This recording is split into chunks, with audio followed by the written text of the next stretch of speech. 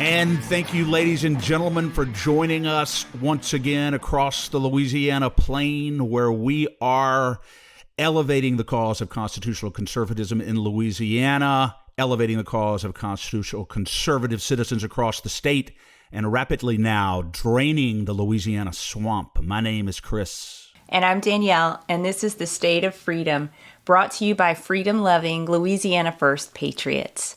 Hello, State of Freedom warriors. Thank you for inviting us to be part of your day. We are so grateful for you. You're the best listening family anyone could possibly hope for, and we are only here because of your encouragement, your prayers, and your financial support. If you are looking for a way to support us, to advertise with us, or to send us feedback, please visit our website at freedomstate.us. We'd really appreciate it if you'd also help us get the word out and spread the reach of the State of Freedom. Please like the show on whatever platform you listen to us, subscribe to it, and share it. You can share short clips instead of the full episodes from our YouTube and Rumble channels, and links to those are always in the show notes and over on freedomstate.us. Today we have an extremely vocal, strong, and clear-eyed constitutionalist patriot joining the show. Representative Phil Lyman from Utah is with us today, and he is running to be the state's next governor. Before we introduce you to Representative Lyman, let me read the scripture of the day. It's John 16:33, and this is part of Jesus' conversation with the disciples not long before he was betrayed by Judas and arrested. It says, "And everything I've taught you is so the peace which is in me will be in you, and will give you great confidence as you rest in me. For in this unbelieving world you will experience trouble and sorrows. But you must be courageous, for I have conquered the world." And Jesus taught us his ways and made the way to salvation so that we can have peace and great confidence in him as we rest in him. He made it clear that we will experience trouble and sorrows, but our job is to be courageous. And in one translation, it says, "Cheer up, because he's conquered the world." And this takes us back to something we've talked about pretty often on this show, that we fight from the finished work of Jesus. We fight from his victory over sin and death. We don't need to fight for victory in any battle we face, because the victory has already been won by Jesus. And that's exactly how we can do it in the joy of the Lord, rather than in fear and in our own strength. Our part is to be courageous and to move forward. And that's why the motto of the State of Freedom is truth, courage, and action.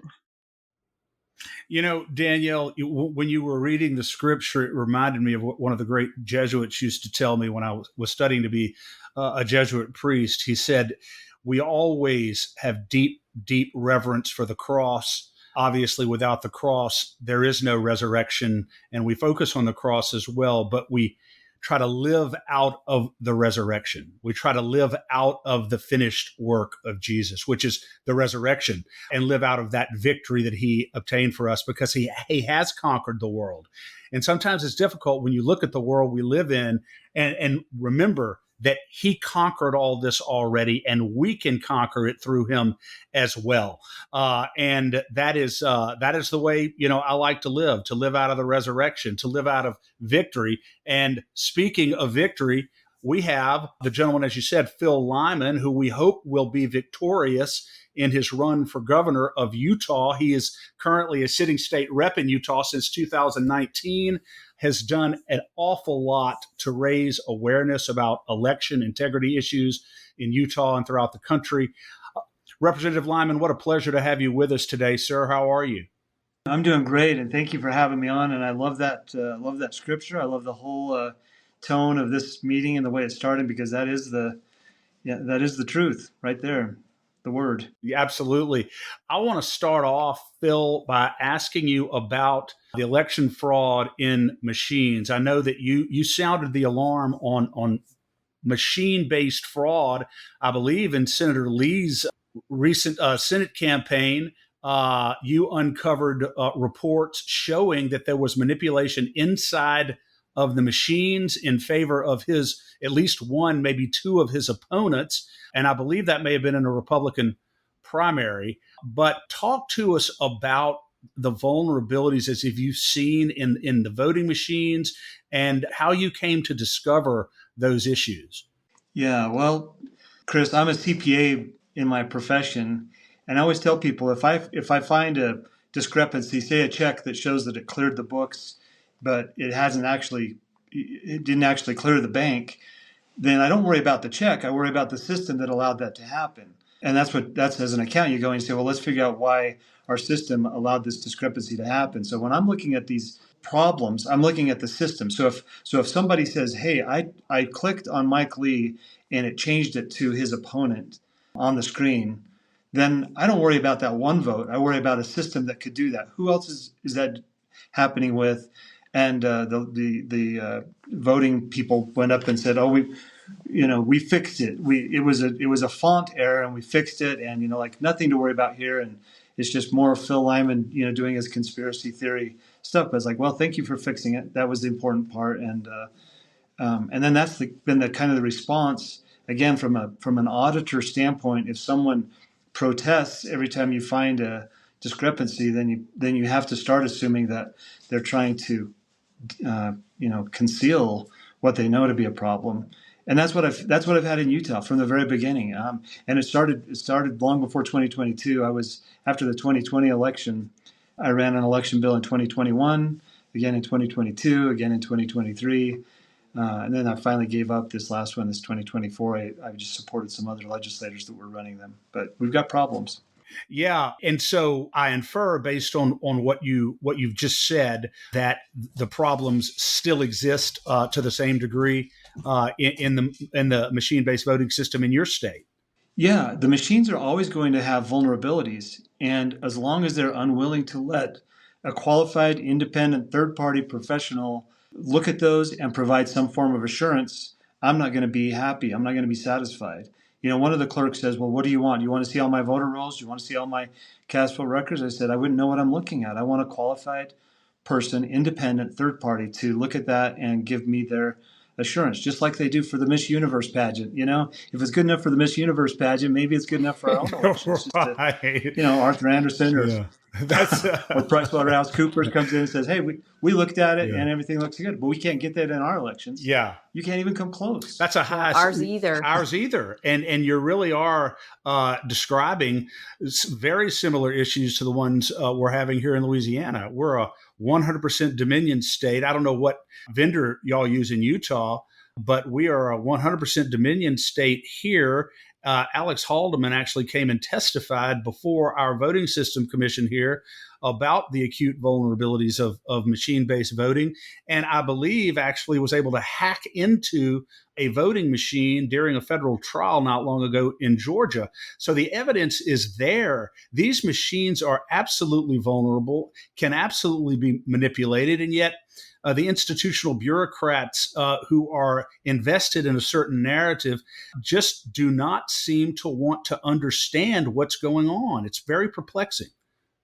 So I took a set of data from Salt Lake County, the biggest county in Utah, and I ran the voter rolls, how many registered voters per precinct, and then how many votes were cast per precinct.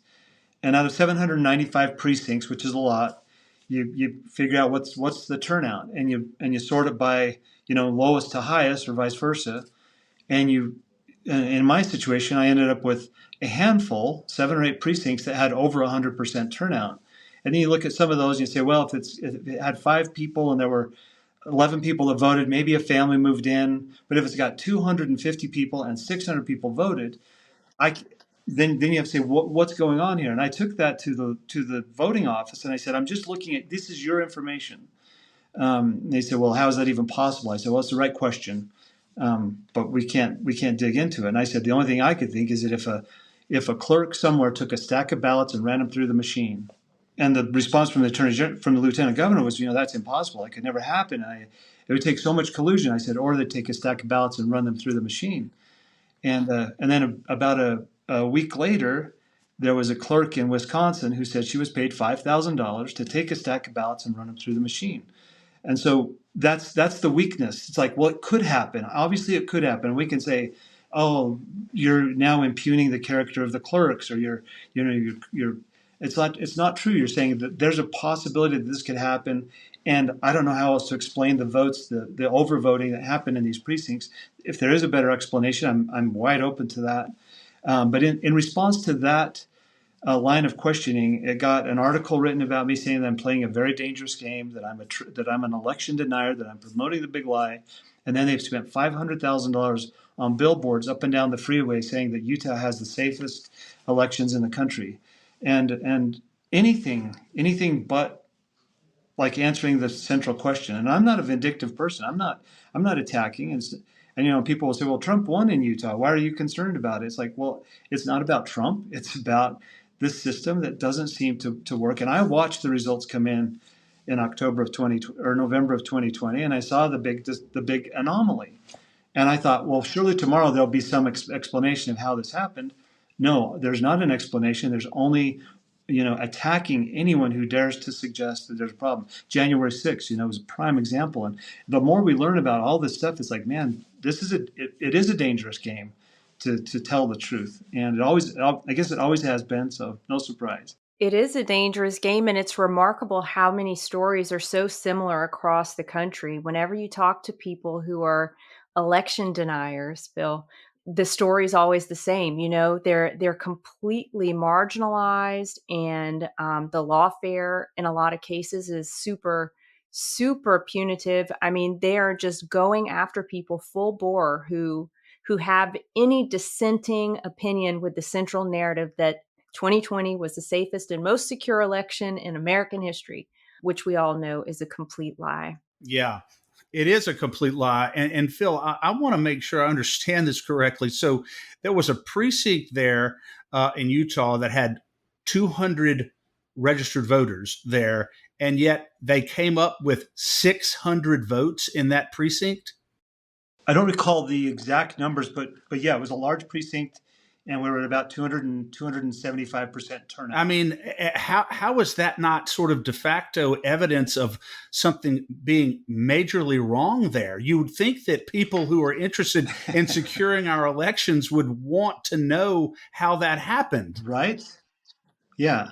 Yeah, you would think that they would want to find that out, but the fact that they don't, and the fact that they block any attempts to find that out, again, from an auditor standpoint, that would be you would conclude that the system is not reliable. You wouldn't say, oh, so obviously the election was stolen. You would say the system's not reliable. Whatever the results are, they're not reliable, whether it's a financial statement or an election system. And right now ours is not it's not reliable. I wouldn't rely on it. I wouldn't rely on the universal mail-in ballot. You see that ballot sitting on your counter when you go home, you think, oh, this is going to be simple. But my first thought is, there's no chain of custody on this.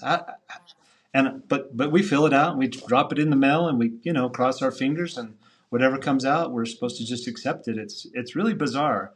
It's really bizarre that we're dealing with that. And then you get into some of the, the immigration issues and connecting some of those things.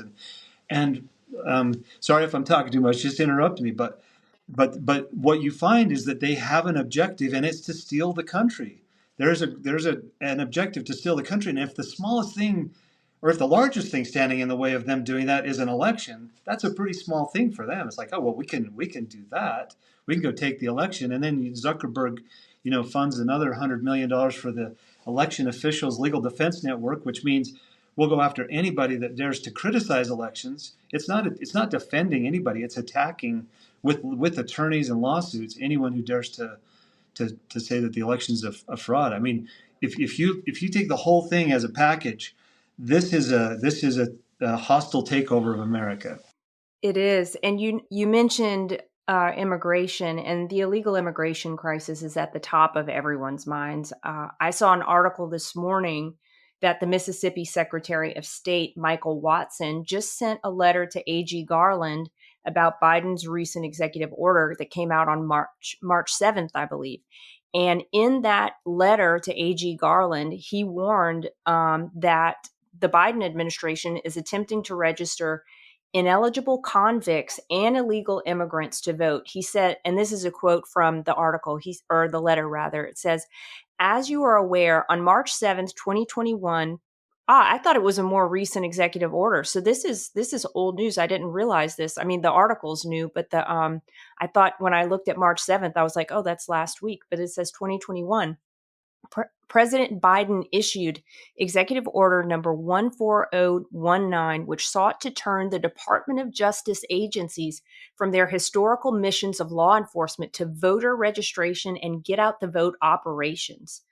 What's your response to that? And does Utah have anything in place to protect the integrity of the vote of Utah citizens? I mean, based on what you said, it doesn't seem like it. So, I mean, something that did just happen, I think last week or the week before, was the announcement from the Biden administration that they're activating 20,000 paid volunteers from the Civilian Climate Corps to go out and educate people under 30 of the benefits of the Biden energy agenda. Interesting that that happens in an election year, that they're going to send 20,000 paid people out to convince young people under 30 that Biden's energy policy is the way to go. And they're targeting swing Are we states, paying of them? course. Who's paying them? Of Absolutely. course we're paying them. So I mean, it's like there's nothing you could read these days that would be surprising. And it goes back to the executive order.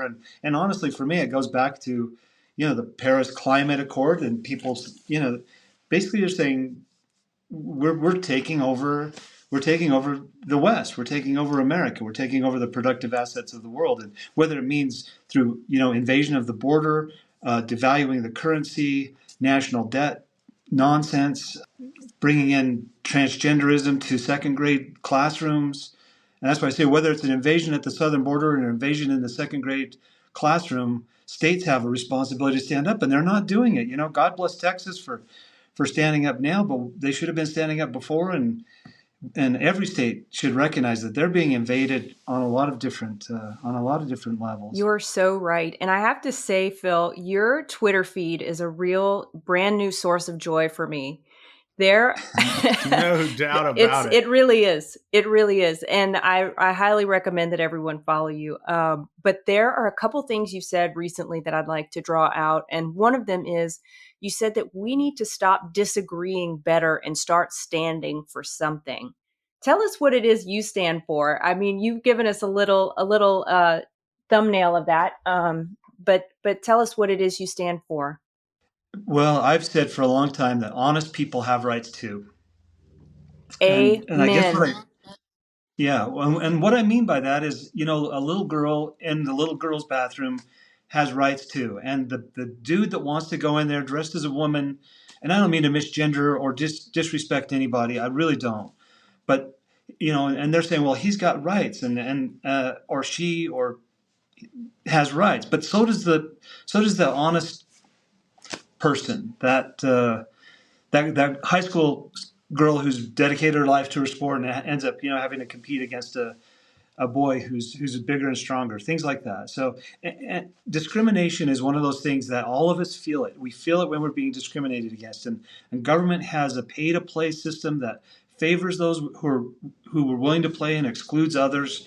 And it's not based on race, it's not based on gender, it's just based on whether you're going to take on the mark of the beast or not, or however you want to put it. And we've all felt it, we've all seen it, we all feel it in our wallets, and you go to the grocery store and food is expensive and kids can't afford homes, and it's so by design. And that's anyway, sorry, that was too long of an answer. Honest people have rights too. I love that answer. That's what it is. Yesterday my sister sent me a fantastic meme that says, does it feel like everywhere we are shopping is airport prices? Yeah. Phil, I gotta ask you this. Go ahead. The Utah voters seem, from what we can tell, like pretty smart people. Are they? And it seems like more and more people throughout the country are putting this all together. This immigration, massive influx of illegal immigrants, the problems with the voting systems, all seems by design to steal our republic. Which is what you had suggested earlier.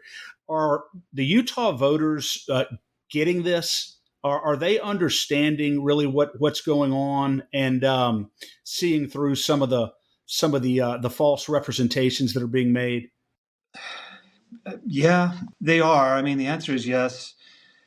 Utah is an interesting place. I say it's very much a bandwagon state. I find that people would rather be wrong than to be out of step with their neighbors, and that might be part of being, part of a, to have a dominant religion. It might play into that, or just, being out here in the West and a little bit more isolated. I don't know exactly what plays into it, but I do think Utah is a little more susceptible to groupthink than maybe some other states, and hopefully those scales are falling off and people's eyes are getting open. And but you have to sometimes you have to pry people's eyes open, and when they start to see it, they really do see it. I have great faith in the people in Utah.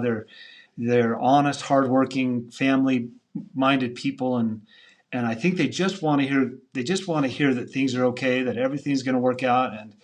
And right now, I think they're having to wake up to the fact that, yeah, things are not okay. Things aren't going to work out, and it's because we've been complacent. Yeah. And if they do know what the facts are, even if they're uncomfortable facts, sort of strike me as the kind of people who will do the right thing and vote the right way if they know.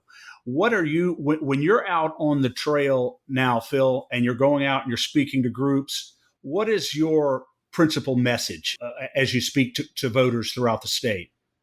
Well, I think I tell the parable of the foolish man that built his house on the sand, and it was washed away, and then the wise man built his house on a rock. And I say, I like to think maybe it was the same man, and that maybe he learned a lesson, and maybe that's where we're at. I feel like the winds are shifting a little bit, and when we talk about the national debt and the open borders and the gender fluidity and all of these things, it's like, okay, we found out what this sandy foundation is doing. Let's rebuild this and do it better. And it seems to resonate with people. Certainly, the border is an issue, and we see it in our communities. An 11-year-old girl that was raped last week, and it's all it says is a Utah man. It's like, well, he's not a Utah man. He's an illegal alien. He's here, and Yeah. people are starting to wake up. That refugee is different. A refugee is different than an invasion, or a predator. And there's and intelligent people will distinguish between those two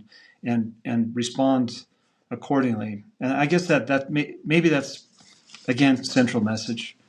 Yeah. You've spent much of your career in the legislature and even after that talking about and making efforts to maintain state sovereignty, to push back against federal overreach. God knows we have seen it across the board. It seems like the federal government absolutely knows no limits on its own power. Are you talking to voters about that issue as well, about the importance of Utah being able to make decisions for Utah and assert the sovereignty that they have as a state under the Constitution? And is there concern on the part of Utah citizens about all of this federal overreach that we're seeing? Yeah, it's probably a central theme of mine. Yeah, I say if you don't understand personhood, if you don't understand kind of the divine nature of an individual, then you're likely to get parenthood wrong and statehood wrong. Sorry, I lost my train of thought there a little bit, No, Chris. no, Honestly, I get a little bit emotional about these things because I look at this stuff. It really affects people. it really does. And I just have this gut feeling that if the voters of Utah really understand what is occurring, that you're going to be in good shape in your campaign. I would suspect that none of your opponents are probably talking about these core issues that are important to so many Americans. I mean, are you the only candidate who's bringing these issues to the forefront?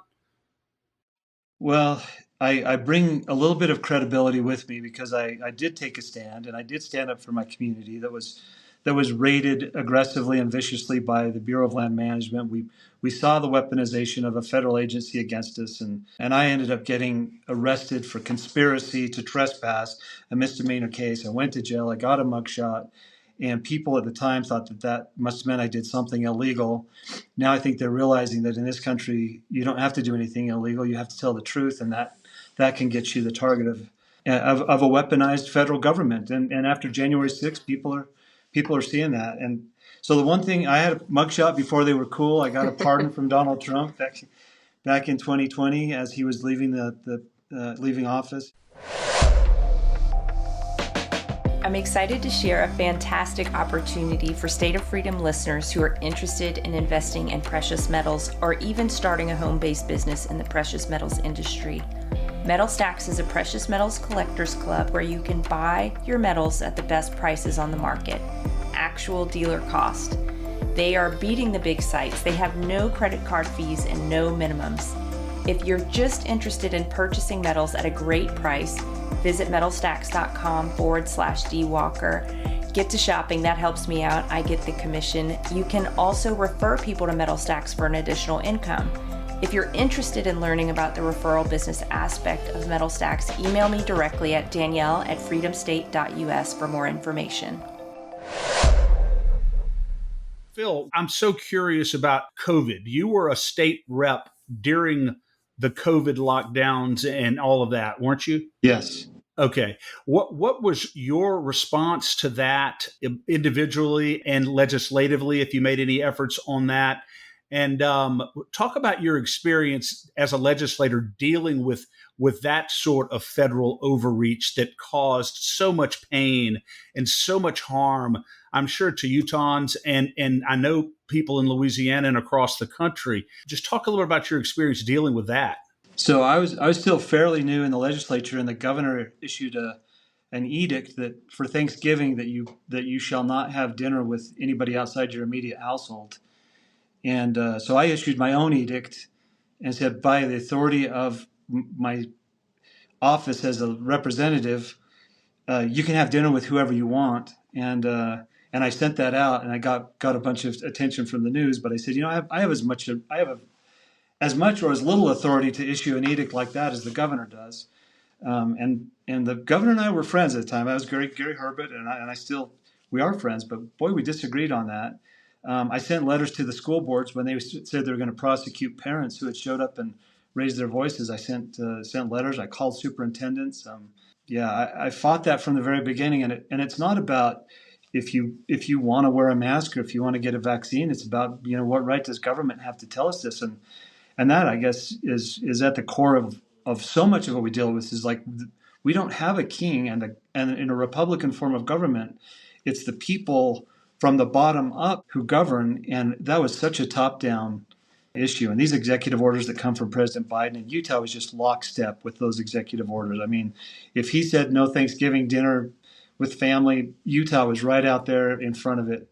If he said we're going to fine businesses for not enforcing the mask mandate, Utah was right out there. Department of Health, issuing $10,000 fines to businesses that didn't have a mask mandate.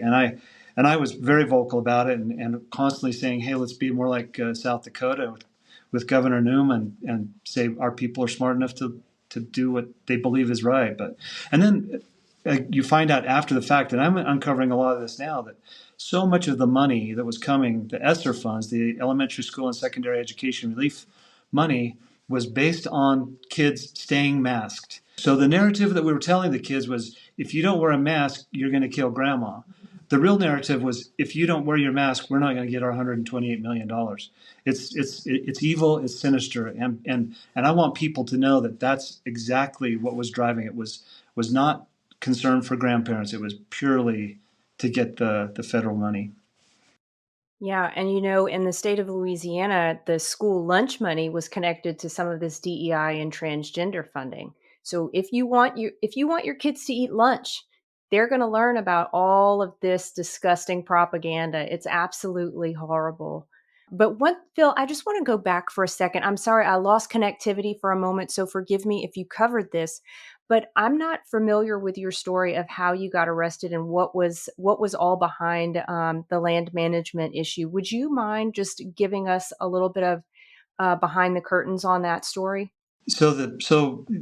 It goes back to the desire for global powers to lock up the resources of the West, and they do it through environmental groups, and they fund them. The Southern Utah Wilderness Alliance is funded by a man by the name of Hans-Jörg Weiss, a Swiss multi-billionaire who also bails out Russian oligarchs, and so there's a lot of oil and gas, there's a lot of uranium, in San Juan County, and they come in and say, well, we need to designate a national monument. Anyway, we had a little protest, and it was legal. I notified the Bureau of Land Management 5 months in advance. 1,000 people showed up locally. I got compliments the next day. Thank you for such the great event. But I guess they saw an opportunity to prosecute me for conspiracy to trespass, and so they did. 5 months later, I got notice that they're prosecuting me. And I tell people, if you ever get charged federally, and in the charge it says conspiracy to do anything, that just means you're going to jail because they can prove conspiracy. Yeah, very, very easy to prove. Right. Yeah. So mine was Facebook. Well, you liked the post and he shared your post. And granted, it was just about girls basketball, but it shows that there was a conspiracy forming here. Wow. I was listening to it. I turned to my attorney. I said, is this, what country are we in? And then after January 6th, you see, oh, this is like a setup. You got federal agents, provocateurs. You got all this stuff going on. But yeah, four federal judges recused after my conviction because they were forced to because they had conflict of interest. Went to jail, did the 10 days in jail, but that's probably not a really good description of what that was all about. But yeah, they charged out of the 1,000 people or so, they charged four of us with conspiracy to trespass and went to federal court. Well, And it was a kangaroo show at court. It was a circus. I would have paid tickets to watch that, but I got in free. So you got it. Well, it wasn't free. I'm sure it was not free. no, I spent $400,000 on attorneys and lost. And that was a shameful thing to me for a long time. I truly was ashamed that I had lost that case because it seemed so. But then as I saw things kind of unfold, that one day a couple of years ago, I was sitting there and I thought, you know what? I shouldn't be ashamed of this. I've got a mugshot. So I ordered for my other friend, who only two of us that went to jail. He went for 5 days. I went for 10. So I ordered some coffee mugs with his mugshot on. I gave it to him for Christmas, and he loved it so much that we kind of decided, all right, maybe it's time to lean into this a little bit. Well, you have to wear these things. I'm so sorry that happened to you, but I have to say I can't wait for a turnabout to be fair play, because they have set the bar so low for conspiracy that it is going to bite them so hard and so fast when they're not looking. And that is, I mean, I am looking for that at basically every agency, every level of the federal government, and probably state governments as well. Well, and in hindsight, it is a blessing. And your scripture at the beginning, illustrates that, and it is a blessing. You look at any. I think God gives us all experiences in our lives to bring us to some realization, and so praises to Him. Praises to Him is exactly right. I want to ask you a final question about this. If your election were held tomorrow, and Utahns are going in to vote for governor of your state, what would you want them to be thinking about as they go in and make their vote? Honestly, does the governor actually have a platform, a set of standards that he's going to follow and not vary from? And then I guess, what is that platform? Right now, our governor doesn't have a platform. He's all for transgenders when transgenders are popular, and he's all against it when it's not. His first order was to sign in diversity, equity, and inclusion as an official policy of the state. Now he's going against it. So I would hope that they would see that there's one person who goes with the flow and goes with wherever the wind's blowing, and one person who won't do that no matter what. Yeah. And Phil, just real quickly, is the governor's race going to be decided in the primary, or is it likely to be decided in November? Likely in the primary. Yeah, Utah's still very Republican state, so the primary in June that'll decide it. And I'm not discounting the Democrat candidate, and actually he's a friend of mine, and he's a good candidate. I just think in Utah it would be really tough for him to win. Got it. Well, thank you. We'll be pulling for you and praying for you. How can people follow your campaign, follow you on Twitter, which is your epic Twitter page that's full of red pills? Yeah, if you go to Lyman for Utah, and that's FOR, so lymanforutah.com, that's my website, and that's got links to Twitter and Instagram. I've got a really good Instagram page going. I'm not very responsible for that, but I get compliments all the time that I'm killing it on Instagram, and that's thanks to a couple of people that are helping me there. And yeah, just go to the webpage, reach out. Phone numbers are listed. Emails are listed. How many public appearances? Give us a day in the life of Phil Lyman before you go right now. Yeah, so I headed over to the other side of the state, St. George, southern Utah. Thought I'd go to Salt Lake, down to St. George, be back in 3 days. We were doing 3 events a day on that. And it turned into more. It's like, okay, well, you need to stay over Friday. And then it's like, okay, I need to meet somebody in Las Vegas. And then coming back yesterday, met somebody and talked to them. And honestly, I love it. I love meeting with these people because they're all, talking the same way that we're talking here. But so, yeah, in the last so 3 day turned into 5 days. We'll be heading off tomorrow morning for another one up in Salt Lake. Lots of driving. And yeah, you have a massive state. It's a big state. Yeah. My wife goes with me. She goes with me everywhere I go. She drives, and if she wants to, and we're a good team. And I've got good support from my family, my kids, and. Do y'all have any debates coming up? So we were supposed to have one in St. George. So the four other candidates showed up, but the governor had a conflict, and so he sent a video down. I don't know that he will debate. So we'll see. I don't know if he'll debate before the primary. Yeah, it sounds like he might only have something to lose in a debate right now. Which is probably wise counsel from his advisors. I would love to debate the governor. I would just love to have these discussions in the open forum, because I think there's a lot. People deserve it. They do deserve it. Yeah. The issues that you're raising are so important to so many people, Phil. We hope you continue to beat the drum, continue to work hard, and we wish you great success in your race. And we're going to post everything we can favorable to you on all our platforms. And we just wish you the best of luck as you go forward. Well, thank you so much. And thanks for what you're doing. And yeah, you give me hope. So keep it up. Well, God bless you. Well, thank you, Phil. God bless you. Have a great day. You too. Chris, what a gentleman.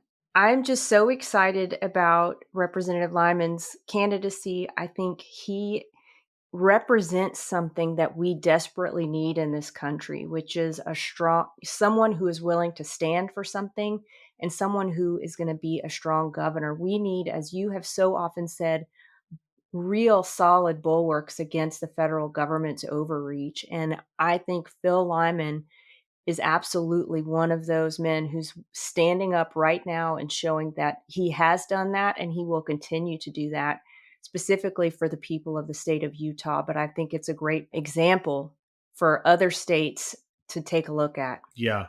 And he's been doing it so consistently. He didn't just start saying all these things when he decided to run for governor. He really does see the threat that an out-of-control federal government has on individual freedom and on state sovereignty. And I think he's very alarmed by it.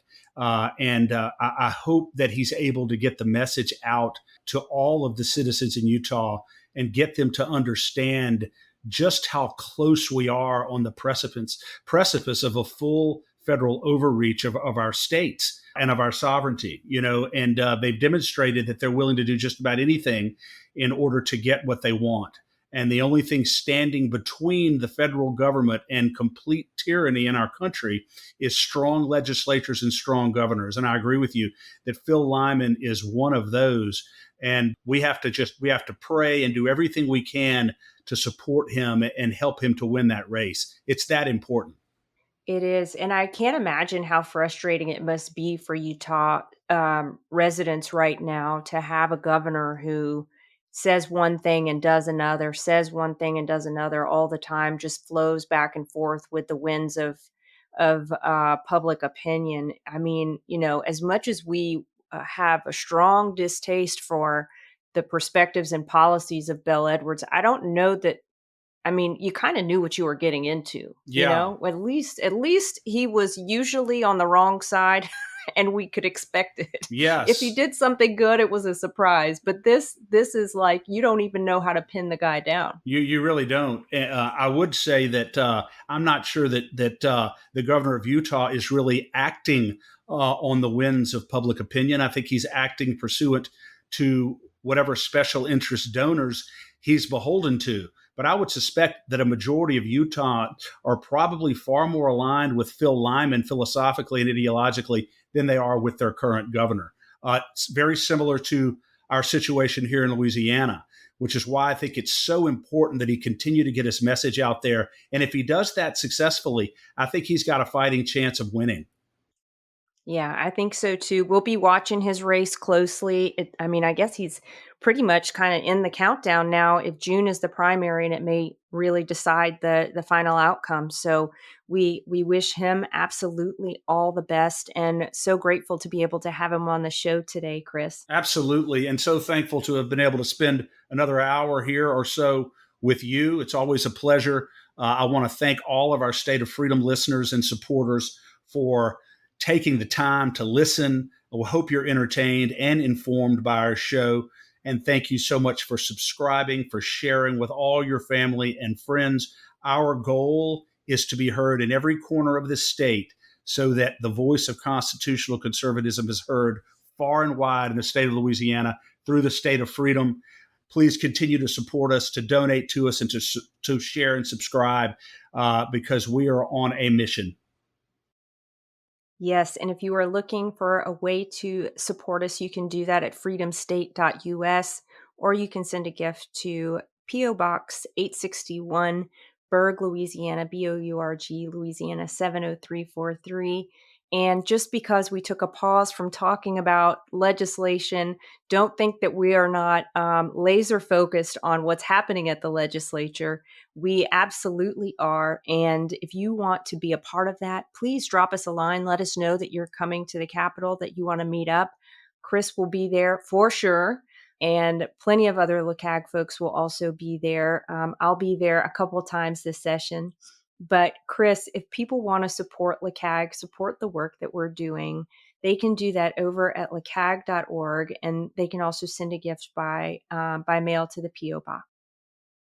P.O. Box 64952, Baton Rouge, Louisiana 70896. We are working very hard in the legislature for you to make sure that your voices are heard. The average, ordinary Louisiana citizens, and your donations help us to level the balance of power and compete against the big corrupt special interest groups who so often influence our elected representatives to do things that are not in your best interest. So please support us. Please provide the resources that we need to continue to fight for you and to continue to win for you. And we will win for you because we have two loyalties, and two loyalties only: the Constitution of the United States and the citizens of Louisiana. And on that, you can bank, and that is our full commitment. And if you continue to support us, continue to pray for us, continue to help us, then each day we will take another step to preserve the great state of freedom